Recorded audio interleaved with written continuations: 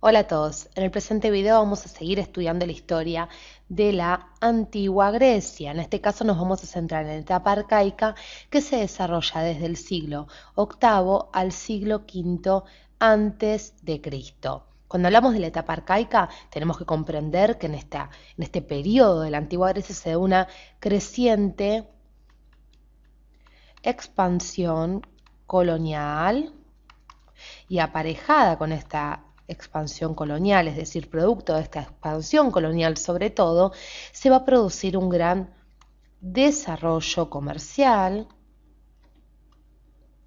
y así también se va a empezar a utilizar posteriormente la moneda como material de intercambio dentro de este desarrollo comercial que hacíamos mención.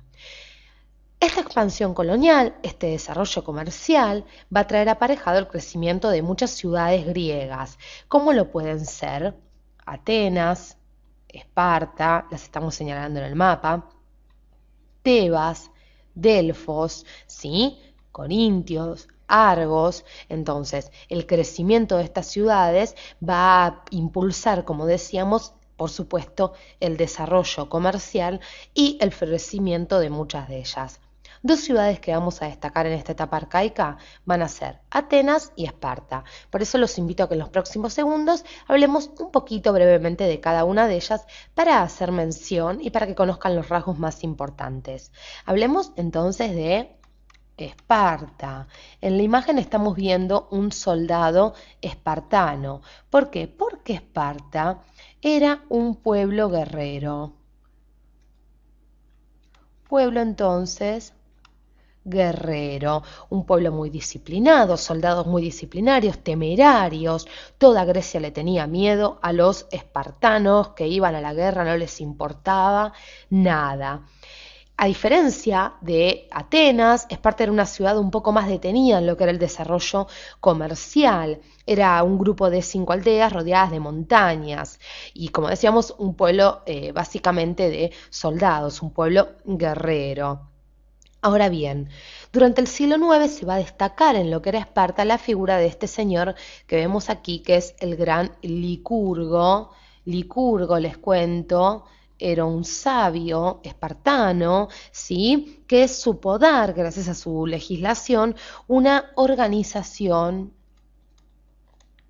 para decirlo de una forma bien sencilla, política a Atenas, es decir, estructuró políticamente, perdón, a Esparta, ¿sí? Sigamos con Licurgo, pero hablemos de antes. ¿Por qué? Porque Esparta anteriormente, antes de Licurgo, es decir, estaba gobernada, vamos a ponerlo aquí, Esparta estaba gobernada por dos reyes, pero atentos con esto, porque estos reyes no gobernaban, sino que tan solo reinaban, ¿sí?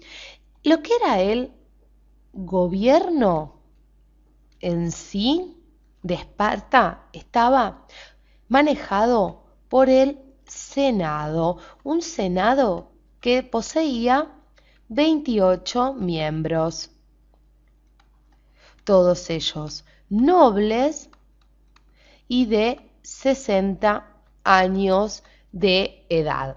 Ahora bien, les cuento que el Senado proponía y redactaba ni más ni menos que las leyes y estas luego se aprobaban en la asamblea del pueblo. Muy bien, hecho un repasito por Esparta, ¿qué les parece si nos vamos a hablar un poquito de Atenas? Y antes de destacar esta figura que ya se asoma por debajo, que es la figura de Solón, les cuento que Atenas era una ciudad-estado, vamos a ubicarlo aquí, marítima.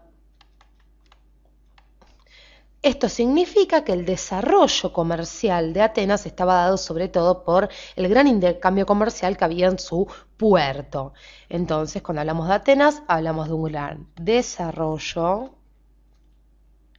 comercial y cabe decir también cultural. ¿A diferencia de quién? A diferencia de Esparta, como vimos hace algunos segundos. Ahora bien, dos hechos importantes entonces a destacar en lo que es la historia de Atenas en esta etapa arcaica, sobre todo que es la organización y fundación de este imperio marítimo que va a dar impulso y fama a Atenas dentro de la Grecia antigua, y claro está luego la organización de la democracia o gobierno del pueblo por pueblo mismo posteriormente, por el pueblo mismo posteriormente, ¿sí? Pero antes de hablar de democracia, quiero que resaltemos la figura de Dracón, que fue un gran legislador. Y nos vamos a referir a Dracón, este gran legislador que mediante sus leyes organizó previamente Atenas, porque luego de Dracón lo va a seguir este señor, que es ni más ni menos, como estamos viendo, que Solón. Vamos a quedarnos con la imagen de Solón. Hablamos de Solón, ¿por qué? Porque Solón, sabio, legislador, vamos a ponerlo aquí, dio una constitución a los atenienses.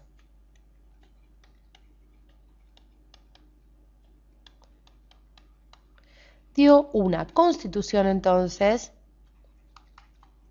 a Atenas, ni más ni menos. En esta constitución, por ejemplo, pidió o estableció poner en libertad, mejor dicho, a los esclavos, por ejemplo, y también les cuento que para aquel entonces la sociedad de Atenas